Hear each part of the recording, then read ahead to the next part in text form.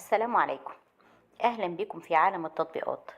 لو انت مهتم بالجديد والمفيد في عالم التطبيقات، تقدر دلوقتي تشترك في القناة وتفعل الجرس عشان يوصلك مننا كل يوم جديد ومفيد في عالم التطبيقات، ونقدر نشرح لك كل التطبيقات اللي تهمك في حياتك، سواء كانت تطبيقات محلية أو تطبيقات عالمية، زي تطبيقات العقارات، تطبيقات السيارات، التطبيقات اللي بتسرق بياناتك وبتستنزف حساباتك، وكمان تطبيقات التعارف.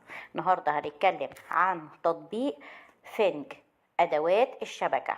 التطبيق ده هتقدر تكتشف اللي موجودين على شبكة الواي فاي الخاصة بيك، والمتسللين، والكاميرات الخفية، وكمان نقاط الضعف.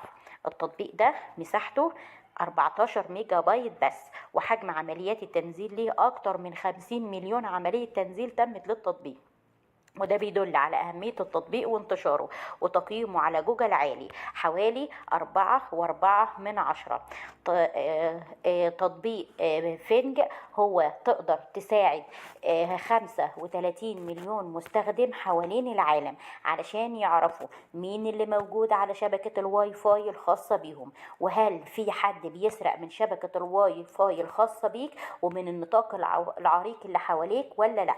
تقدر كمان عن طريق تطبيق فينج ان انت تستمتع بشبكة ماسح ضوئي، هيكشف لك كل الاجهزة المتصلة بشبكة الواي فاي الخاصة بيك ويحددها من خلال التكنولوجيا الخاصة بيه لبراءة اختراع اللي بتستخدمها ايضا شركات تصنيع اجهزة التوجيه وشركات مكافحة الفيروسات في جميع انحاء العالم. بعد تحميلك للتطبيق تقدر تمسح الشبكات باستخدام ماسح شبكة واي فاي من فينج، وتكتشف في جميع الأجهزة المتصلة بأي شبكة تانية، وتقدر كمان تحصل على أدق تعرف بواسطة الجهاز على عنوان الاي بي وعنوان الام اي سي واسم الجهاز والطراز والبائع والشركة المصنعة كمان، وتقدر تكتشف المتطفلين لشبكة الواي فاي وإظهار أجهزتك الجديدة غير المعروفة في كل مسح. كمان بيشمل مسح النوافذ وأمر بنج للجهاز، وتقدر تشترك عشان تتلقى تنبيهات أمان الشبكة والجهاز على هاتفك وبريدك الإلكتروني. أتمنى أكون وصلت التطبيق ده بشكل سهل وبسيط، وياريت بعد تحميل التطبيق كل واحد يقول رأيه في التعليقات، سواء كانت تعليقات إيجابية أو تعليقات سلبية. ولو أنت شفت الفيديو ده بعد فترة ولقيت فيه أي تجديد أو تعديل حصل للتطبيق، بلغنا بيه علشان نعمل لك فيديو جديد بالتطبيق ونوصله لك بشكل أسهل وأسرع وأفضل.